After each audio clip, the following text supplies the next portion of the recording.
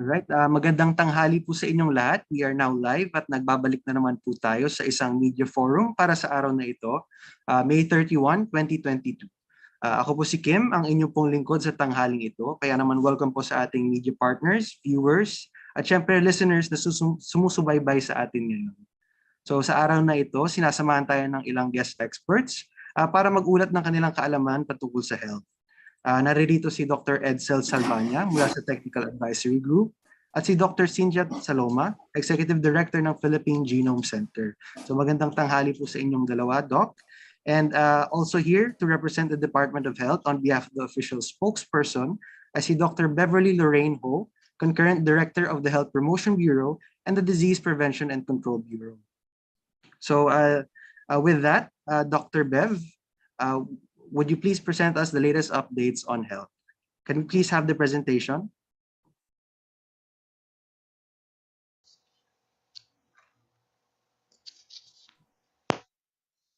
Dr. Bev, good afternoon. Okay. Good afternoon, Kim. Magandang hapon po sa lahat ng ating experts and media partners. On behalf of USEC Rosette, we are sharing with you updates from the Department of Health. So next slide, please, for our COVID-19 updates. Nationally, next slide, please. Okay. Nationally, nakapagtala po tayo ng 1,325 new cases ng COVID-19 mula May 24 to May 30.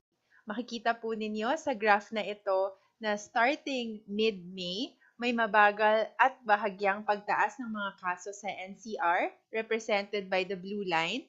Green line para sa mga plus areas na binubuo ng Cavite, Laguna, Rizal at Bulacan, at red line naman para sa ibang bahagi ng Luzon. Sa mga lugar na ito, yung ating plus areas at ibang bahagi ng Luzon ay nakakakita ng mabagal na pagbaba ng kaso nitong mga nakaraang araw. Sa kabilang banda, nananatili namang mababa ang mga kaso ng COVID sa Visayas at Mindanao. Ang mga nasabing pagtaas ng kaso ng COVID ay small increases sa ngayon. Wala pang dapat ipangamba dahil ang most of our island groups ay may less than 100 daily reported cases simula noong April 2022. Dahil sa bahagyang pagtaas ng mga kaso, nagkaroon tayo ng slight increase sa ating positivity rate na ngayon ay nasa 1.2%. 8 out of 17 regions gaya ng NCR, CAR Regions 1, 3, 4A, 6, 7, and 9 ay nag-increase ang positivity rate mula 0.1 to 0.6 percentage points. Sa kabila dito, wala sa mga nasabing rehiyon ang lumagpas sa 5% positivity rate threshold. Next slide, please. Nananatili pong nasa low-risk classification ang ating bansa na kasalukuyang nakapagtala ng positive 1 and 2 week growth rates. Maliban sa Region 2 at BARM, kinakakitaan din natin ng positive growth rates ang lahat ng rehiyon ng Pilipinas. Specifically, 13 out of 17 regions na may positive 2-week growth rate ay nasa low-risk case classification pa rin, habang ang NCR at 6 pang rehiyon ay nakakakitaan din ng pagtaas ng kaso nitong nakaraang linggo o positive 1-week growth rates. Nationally, at lahat ng mga rehiyon ay nananatiling may average daily attack rates na less than 1 case per 100,000 population.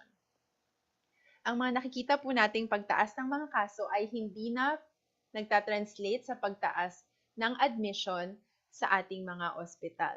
Ang ating healthcare utilization rates nationally ay nananatili sa low risk at 16.81% to 17.20%. Mababa pa rin ang ating mga kaso, kaya naman upang mapanatili ito, kailangan patuloy po tayong sumunod sa minimum public health standards at higit sa lahat, magpabakuna at magpa-booster upang ang ating leap forward tungo sa new normal ay magtuloy-tuloy na. Next slide, please. Batay po sa ating huling sequencing run, may panibagong 5 BA 2.12.1 cases ang na-detect sa Western Visayas region.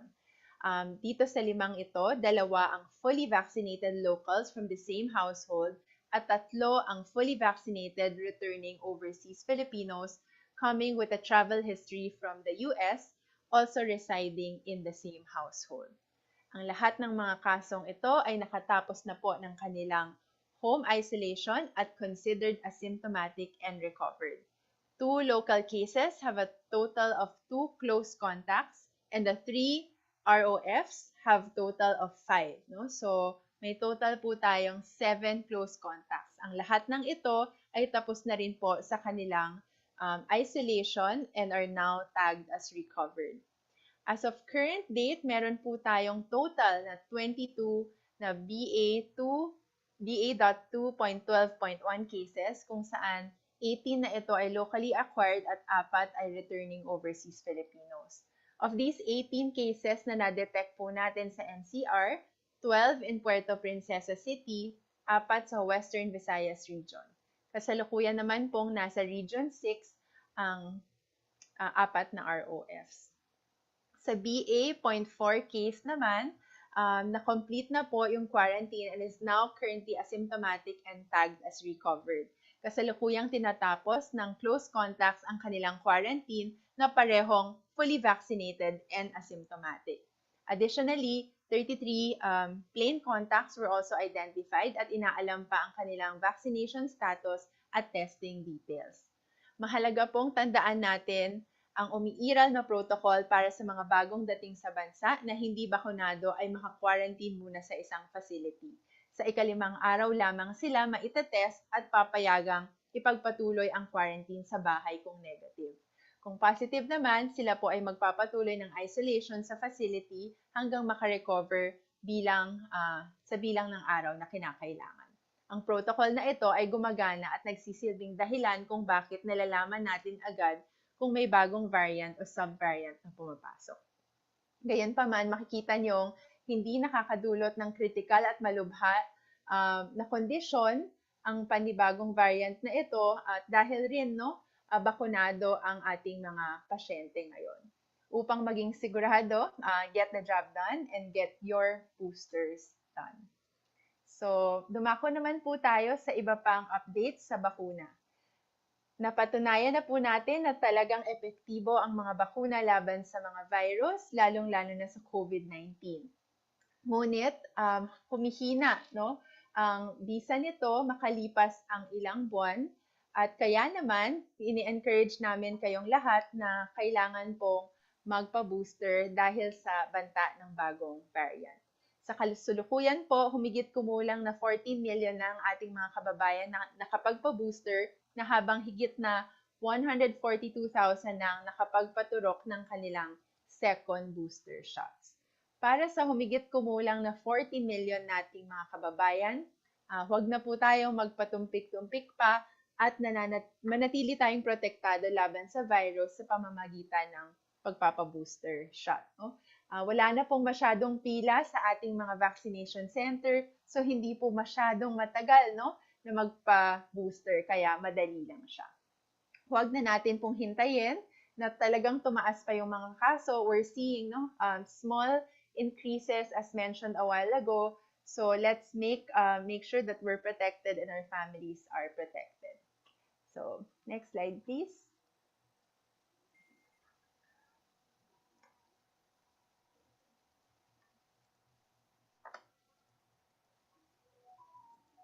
Alright, tuloy-tuloy lamang po ang ating pagbabakuna ng ating pagmamarcha tungo sa new normal dahil as of May 30, more than 69.3 million na ng ating mga kababayan o 77% ng ating target eligible population ay vaccinated na.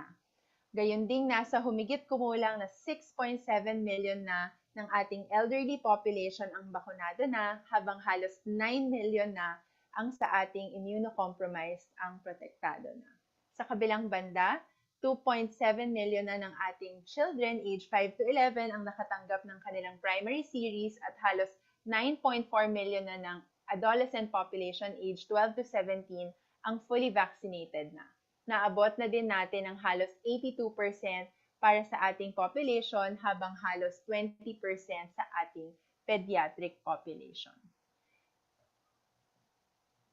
82% ng ating adolescent population, no? So, habang 20% para sa mga mas bata, no, dun sa 5 to 11 years old. Sa lagay na ito, ligtas na makakabalik ng eskwela ang mga kabataan dahil batay sa World Health Organization, tiyak na mas maganda ito para sa kanilang kalusugan, hindi lang sa physical, no, kundi pati sa kanilang mental health and well-being. At sa kanilang social and cognitive development. Kaya para sa ating mga magulang at legal guardians, please po, pakidala na po ang mga bata para mabakunahan po sila at maprotektahan laban sa COVID-19 at hindi kayo masyadong mag-aalala kung papasok na po sila sa eskwela. Next slide, please. Sa mga mabuting balita, dahil inaaral ang paggamit ng Moderna vaccines para sa mga batang may edad 6 hanggang 11 taon. Alinsunod sa ating batas, kinakailangan maaprubahan ng FDA na ligtas at epektibo ang isang bakuna at may re-rekomenda ng ating Philippine Health Technology Assessment Council or HTAC ang paggamit nito alinsunod sa mga iba't ibang criteria nila. Ayon pa rin sa batas, ang HTAC naman ay nangangailangang makakita ng nakakakumpletong Phase 3 at Phase 4 clinical trials o kung wala pa yon, paunang datos mula sa Phase 3 trials at rekomendasyon ng WHO. Kita naman natin sa mga masusing proseso na ito ay napakaingat at segurista ng ating pamahalaan para sa pagiging ligtas at epektibo ng bawat bakuna. So tulad po ng nangyari sa rollout ng second booster para sa mga frontliners natin at senior citizens, inaantay lamang natin ang WHO recommendation para sa paggamit ng Moderna para sa batang edad 6 to 11 years old, ang HTAC recommendation, I should say, at agarang kikilos na po ang ating HTAC pagkatapos ay ang ating NPOC at mga LGUs naman para maiparating agad ito sa mga tao. Pero ngayon may available na vaccines pa rin tayo for our 5 to 11 years old. Ating tandaan na habang inaantay nating mangyari ito, ay nariyan pa rin ang ligtas at mabisang bakuna para sa bata tulad ng Pfizer. Kaya naman muli, kailangan pwede na pong magpabakuna hanggat maaga kasi magsa-start na po yung eskwela. For our other updates and reminders, dumako naman tayo sa usaping monkeypox at gusto lang po natin maipaalam sa ating lahat, ano nga ba yung pagkakaiba ng sintomas ng monkeypox sa sintomas ng measles o tigdas at chickenpox o bulutong. Ang totoo, mahirap malaman ang pagkakaiba-iba nito dahil halos pare-parehas ang sintomas pero meron namang mga paraan. Kumpara sa chickenpox o kaya sa tigdas, nagkakaroon tayo ng mga lymphadenopathy or kulani sa isang taong may monkeypox. Ang mga pantal sa isang taong may monkeypox ay nagsisimula dumarami sa bandang bibig at mukha kumpara sa chickenpox na nagsisimula sa katawan. Ang itsura rin ng mga pantal o bulutong ng monkeypox ay halos pare-pareho o sabay-sabay sa iba't bahagi ng katawan kumpara sa chickenpox o kaya sa tigdas na iba-iba ang stages ng development ng pantal. Inuulit ko po, mahirap malaman kung monkeypox, chickenpox o measles ang mga nabanggit na sintomas. Kaya upang makasiguro kapag nakaranas ng mga sintomas na ito, agad pong mag-isolate at kumonsulta via video call sa inyong mga doktor o sa isang health professional. Bagamat hindi pa ito itinuturing na major risk ng WHO, hinahanda na po natin ang ating bansa at ng DOH sa pagtugon, lalo na sa pagpapaigting ng ating 4-door strategy. Next slide, please.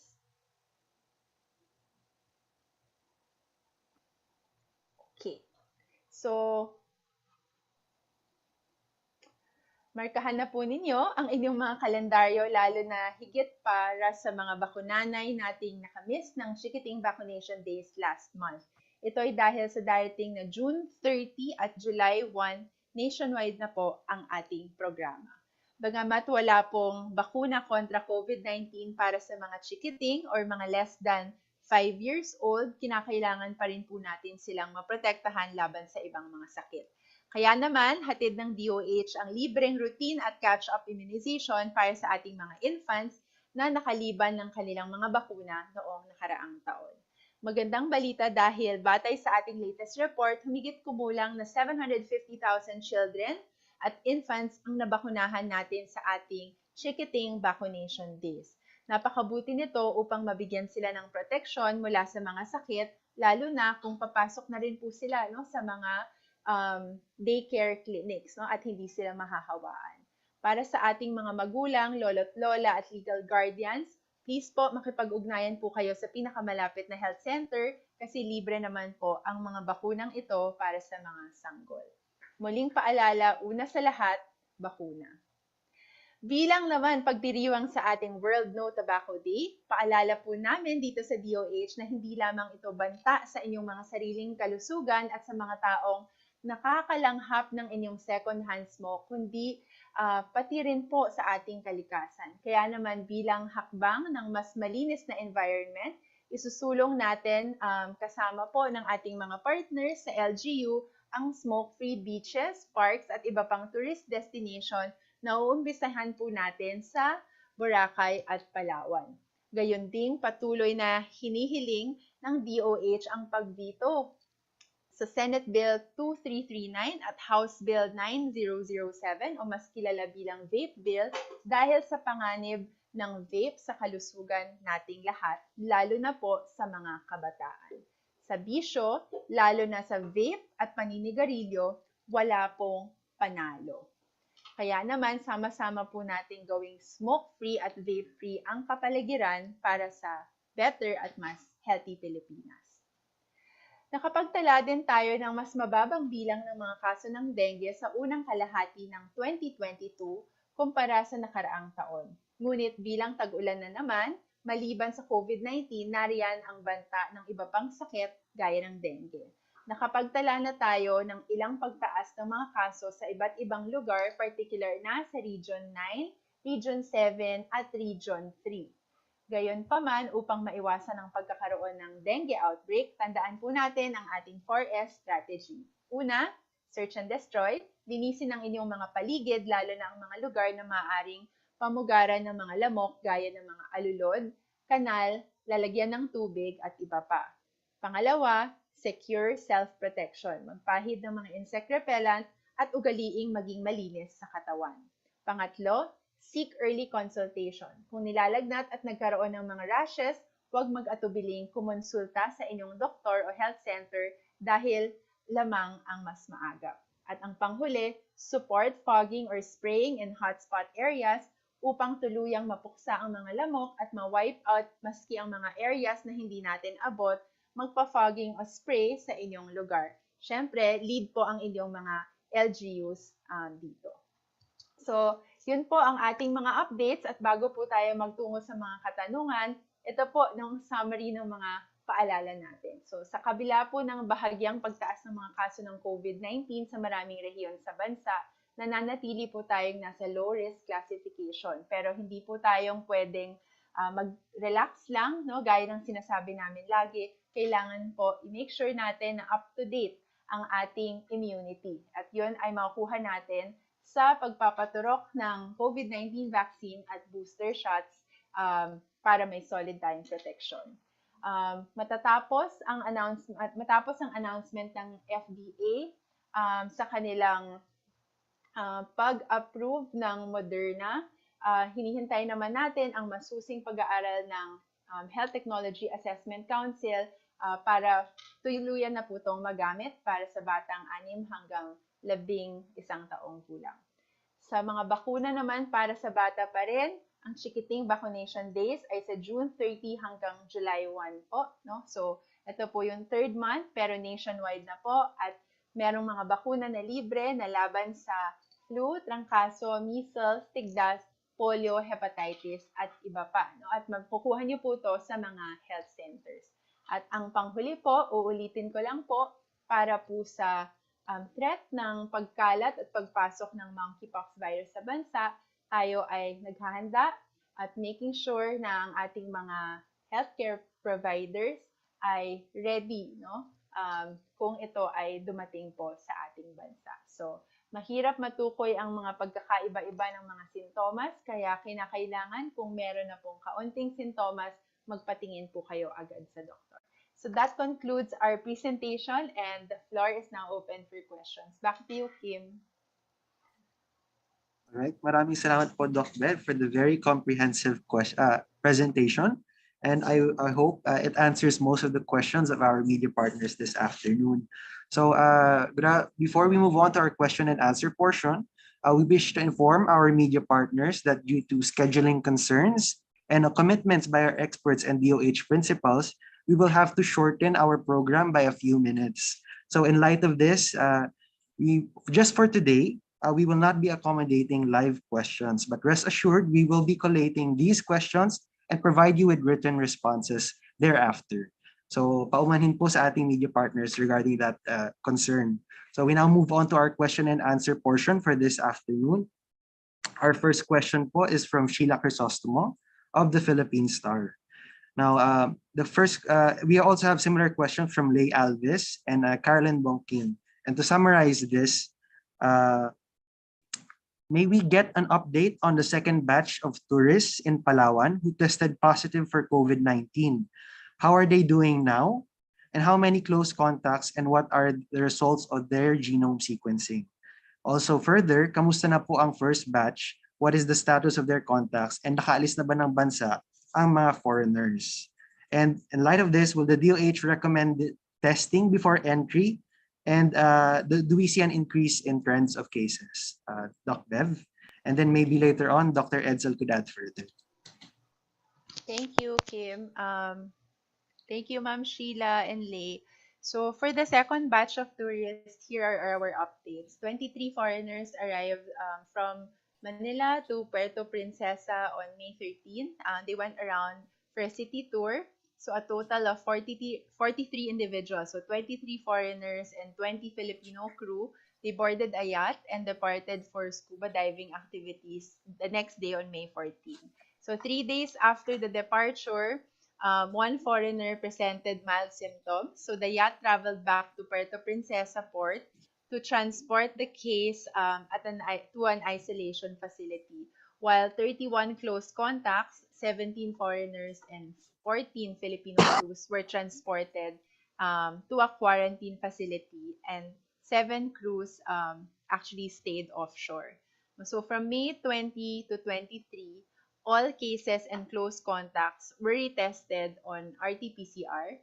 16 tested positive, including 5 who were positive on self-administered antigen. And of the 16, 6 were with mild symptoms, fever, cough, colds, while the 10 were asymptomatic. 15 of them were fully vaccinated, while 1 was partially vaccinated.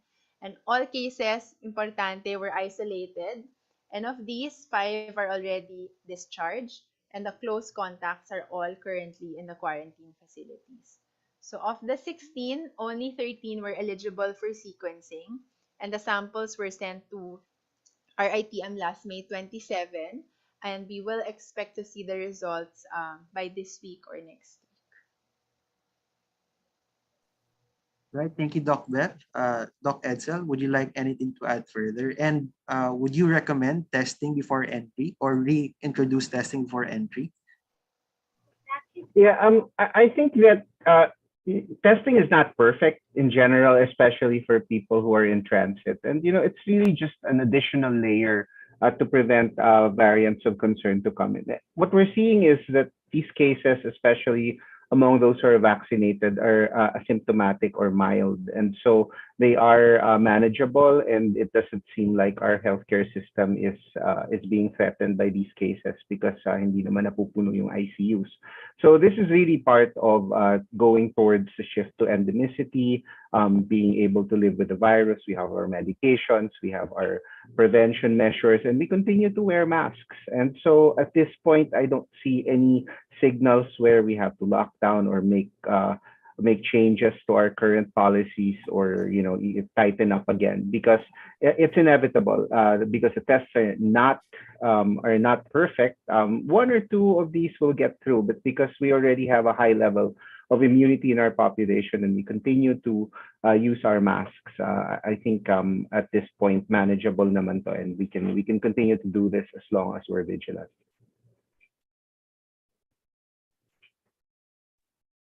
Thank you, Dr. Edsel and Doc Bev. Now, the next question is still from Sheila Crisostomo of the Philippine Star. It's been 3 weeks since the May 9 elections.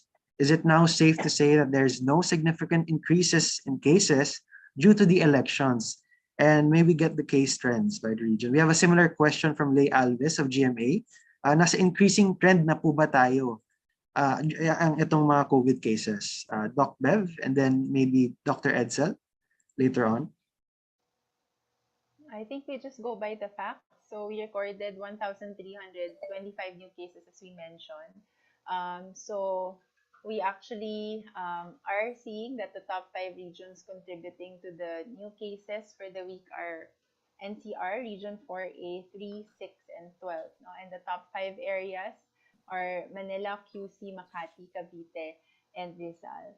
I think what is clear is that we're seeing slight increase in cases. So it's not even decreasing cases already. No? So if nasa baba ka, di ba? Parang the typical is you should expect that it might go up. No? So I guess at this point, more than just looking at did the elections have an effect, I think where we are at now, we want everyone to be very, very aware of the potential risks of not continuing minimum public health standards and not getting vaccinated and boosted, because anything can happen. No?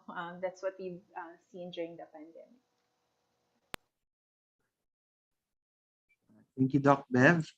Dr. Edsel, your thoughts or your projections regarding the cases regarding kung nakaapekto ba ang elections regarding current rises in cases or our current trends? Right. I mean, I think we saw naman elections, everybody was out, and before that, the rallies were like in the million of people, millions range, and we actually expected an increase much higher than this. What we're seeing now is about 200 cases a day, which is, as Bev had said, 9% from last week, and then there was another 9% increase before that. What that is telling me is even as we increase our mobility drastically, we're not seeing drastic increases in cases. And why is that? Because our interventions are working. Everyone's wearing their masks, everyone's vaccinated, people are getting boosted. And again, our healthcare system is not under a lot of stress right now, and the cases are manageable. So we anticipate, even when we opened up, even without knowing what was going to happen. And of course, we were all scared about super spreader events. We were anticipating it was really going to go up, and it's not a big deal as long as the number of severe remains low, which it has remained, and even the number of deaths. But even the numbers that we're seeing, 200 cases a day, are much lower than our projections from before. And so I think it really tells us that the vaccinations work, and we should continue to use our masks, because even with super spreader potential events like the elections and everything, we're able to keep it under wraps as long as people continue to protect each other. Thank you, Doc Edsel and Doc Bev. Now moving on to the next question from Lay Alves of GMA News.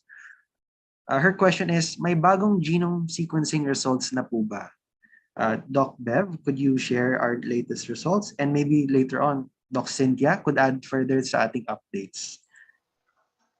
Thanks, Kim. Hi, Lay. So as of our latest sequencing run, May 26, there were 21 positive for Omicron variant, 3 were positive for Delta variant, and 7 had no lineage assigned. So this means that 67 or close to 68% were actually of Omicron variant.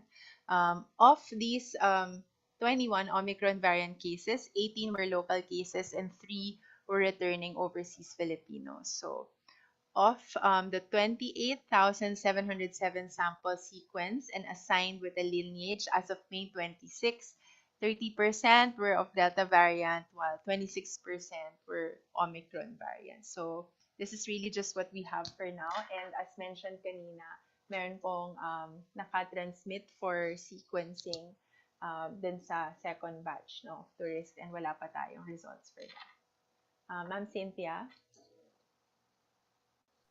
Hello po. Thank you very much, Ray, for the question. So meron din po tayong ongoing sequencing ngayon sa Philippine Genome Center. So gusto lang ko ipaalam sa ating mga tagapakinig na there are 4 facilities now in the country able to do whole genome sequencing for SARS-CoV-2. Meron po tayong RITM at saka yung 3 laboratories ng Philippine Genome Center. So ngayon po sa PDC main, the sequencing is also ongoing. So we will share that to the EB the moment the results come out later this week. Yun lang po. Maraming salamat, Doc Cynthia, and of course, Doc Bev. Now, the next question is from Kathleen De Villa of the Philippine Daily Enquirer. Now, this is a question maybe for Doc Bev and then also for Doc Edsa later on. The question is, na-approve na po ba ang boosters for the younger population?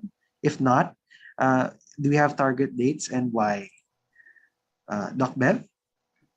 So far, it has not been approved yet.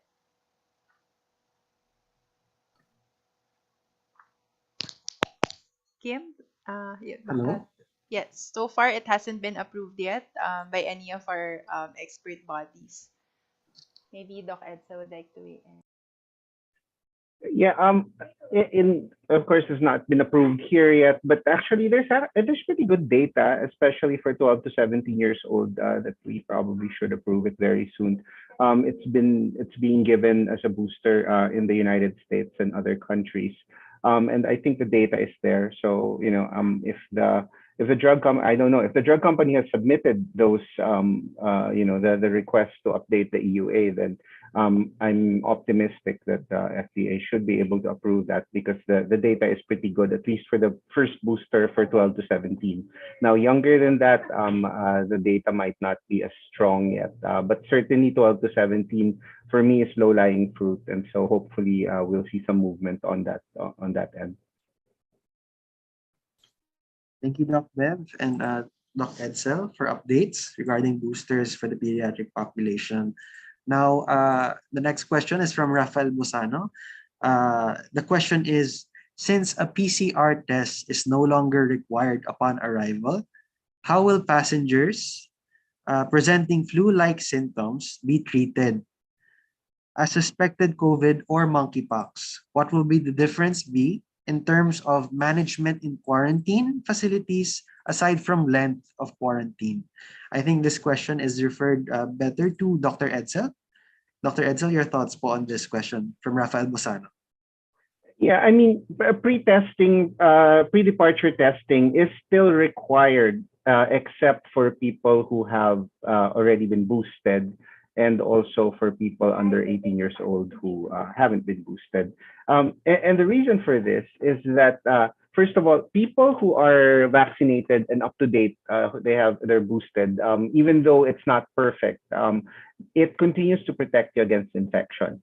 And even if you are infected, you have breakthrough infection, your viral load is lower, which means you're less contagious. And then couple this with a high vaccination rate in the community, plus the fact that everyone continues to wear masks, then the risk is manageable for these people that we're not doing a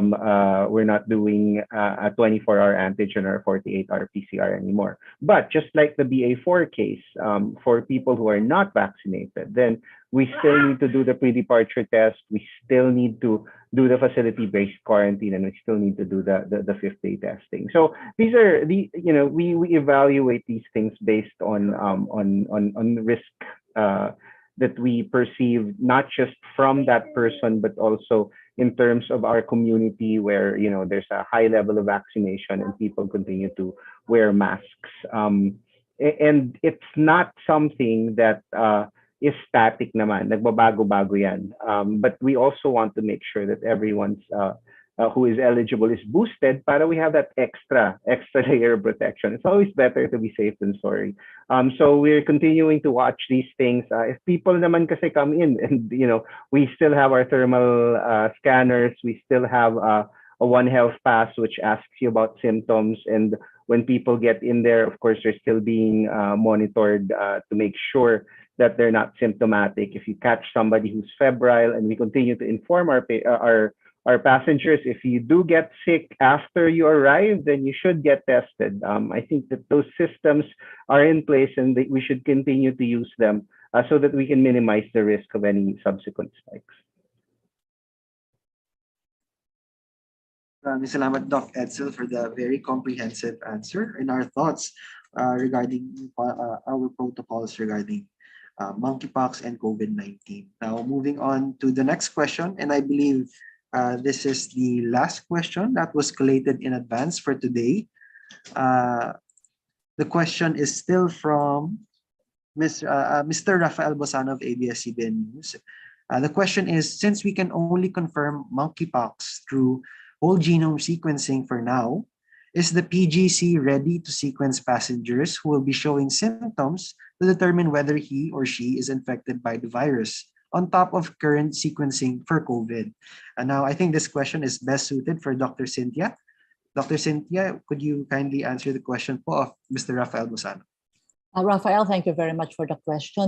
So, simula ng nai-announce ng WHO at ng mga iba-ibang public health bureaus all over the world, there seems to be an increasing number of cases ng monkeypox.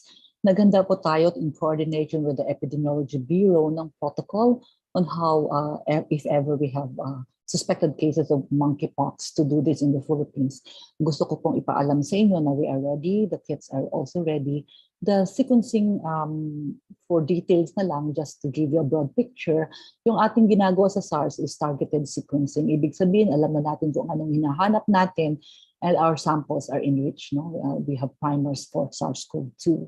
Pero dito po sa monkeypox, kasi ngayon wala pa tayong mga specific primers na Arctic-based, ibig sabihin to enrich the samples.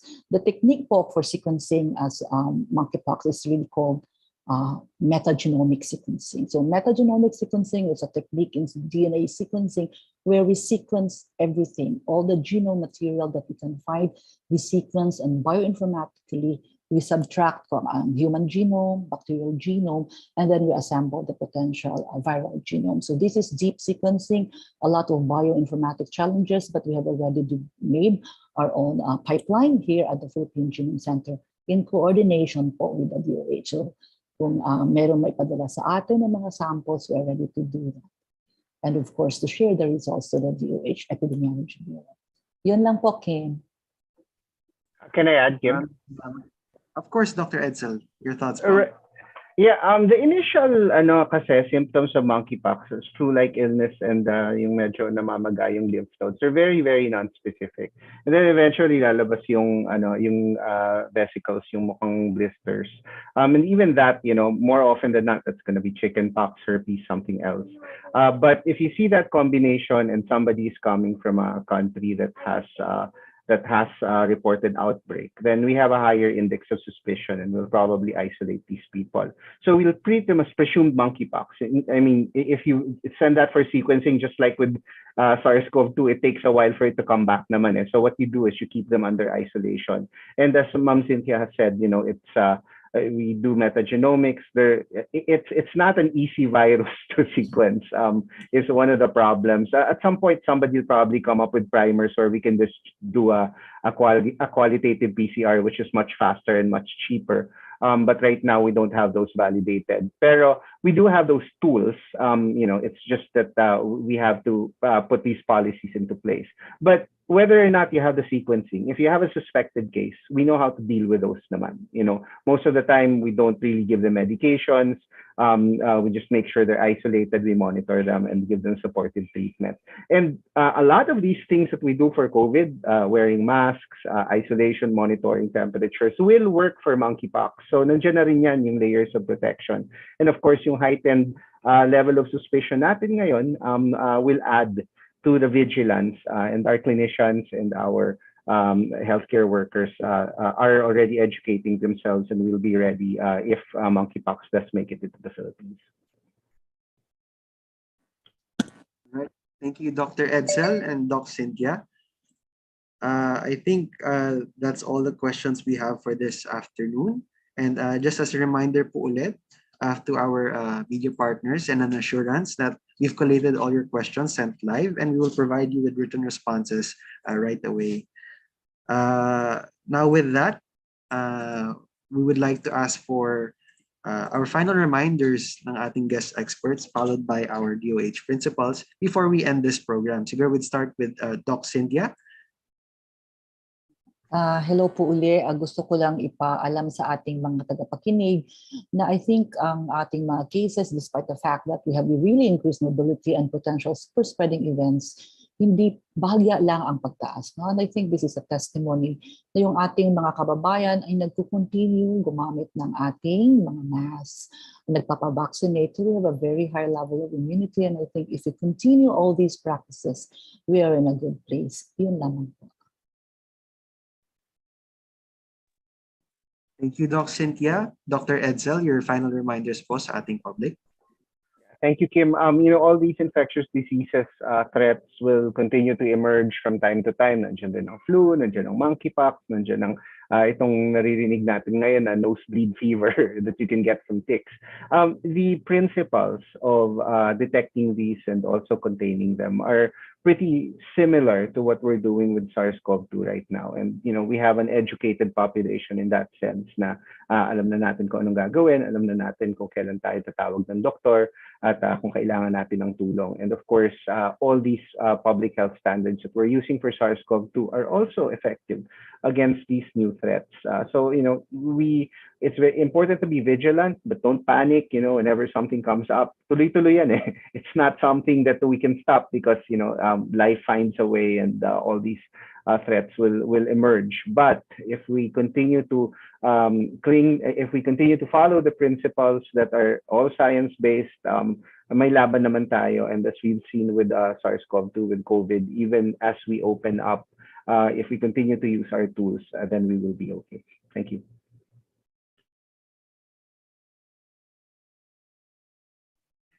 Thank you, Doc Edsel. And now finally, Doc Bev, ang inyo pong closing messages and final reminders sa ating public. Thank you very much, Kim, and thank you once again to our experts, Ma'am Cynthia, Doc Edsel, and our media partners. So, gusto lang namin ipaalala ulit sa lahat, COVID is still here despite mas maluwag na po yung ating restrictions, nariyan pa rin po yung COVID.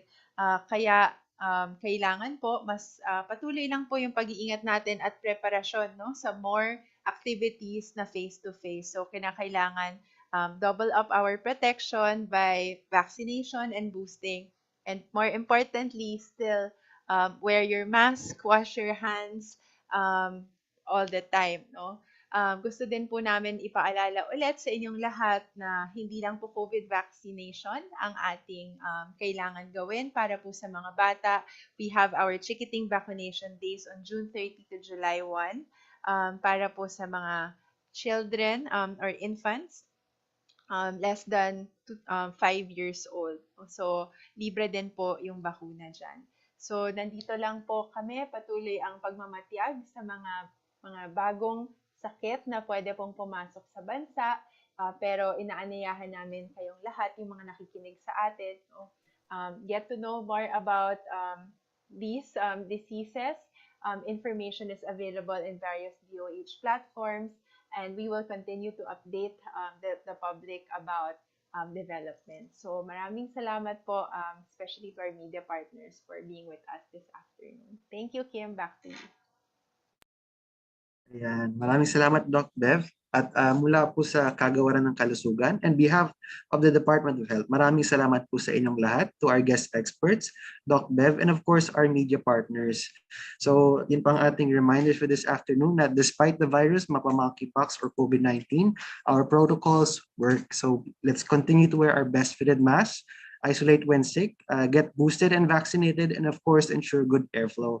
And that's all po for this afternoon. I wish everyone a safe week ahead. And of course, we'll provide you updates right away in our Viber group chat regarding the questions submitted to us. So maraming salamat po everyone, and we'll see you po next time in our next media forum. Magandang hapon and thank you po.